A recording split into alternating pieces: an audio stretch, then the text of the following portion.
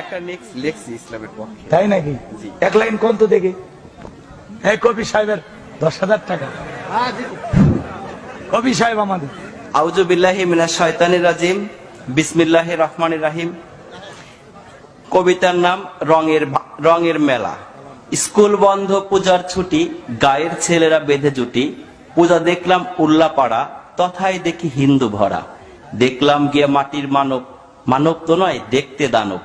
10 হাত তার 2 পা, হিন্দুরা তাকে বলে মা। 10 হাতে 10 অস্ত্র ধরে বসে আছে সিংহের পরে। সে বলিতে পারে না কথা, সবাই পায়ে নোয়ায় মাথা। গলায় দিয়া ফুলের মালা, খাওয়ায় তাকে দুধ কলা। ভক্তি শ্রদ্ধা করে মান, বাক শক্তি নায়ক প্রাণ।